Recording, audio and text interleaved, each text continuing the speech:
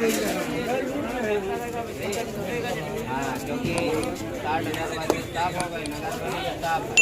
इसके बाद इतना गलती ना करना, क्योंकि बड़े हवा में नहीं रहे, जमीन में नहीं।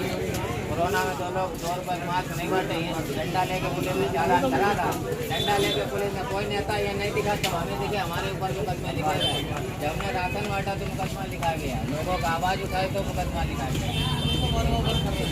फर्क नहीं कर रहा है, कोई नेता बुरे वक्त में आपके साथ खड़े नहीं हुआ। जो नेता बुरे वक्त में नहीं खड़ा हुआ तो वो अच्छे टाइम में क्या है, मदद करना ठीक है। और घर में पहले घर का कांग्रेस प्रत्याशी 1 नंबर पर निशान, ठीक है। कोरोना में कोई नहीं दिखा, कोरोना में हम लोग दवा बांटते रहे।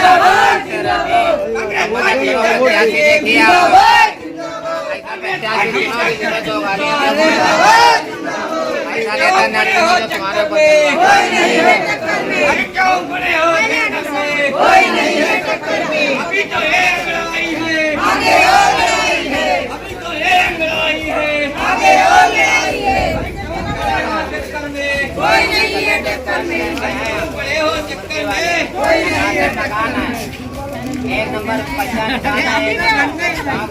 की लड़ाई प्रियंका गांधी लड़ रहे थे, सब नेता लॉकडाउन में सब घरों बैठे थे, ठीक है। तब कांग्रेस पार्टी कांग्रेस का साथ दो।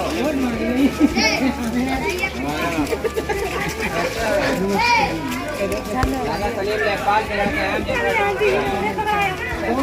दौलतपुर वाले, और ये नकाशे मकान है।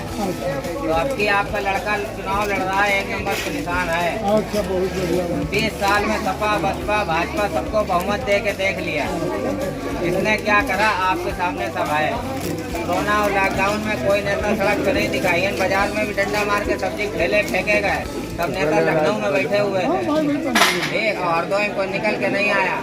जब हम लोगों ने आवाज़ उठाई तो हम लोगों के ऊपर मुकदमे लिखेगा, राशन बांटा तो मुकदमे लिखेगा। तो आप लोग इस बार कांग्रेस को देखो, कांग्रेस प्रियंका गांधी के नेतृत्व में आ रही है सरकार।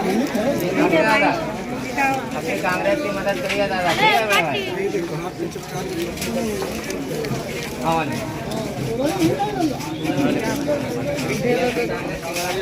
ठीक है, आप लोग युवा हैं और कैंडिडेट में सबको देख लिया, ठीक है।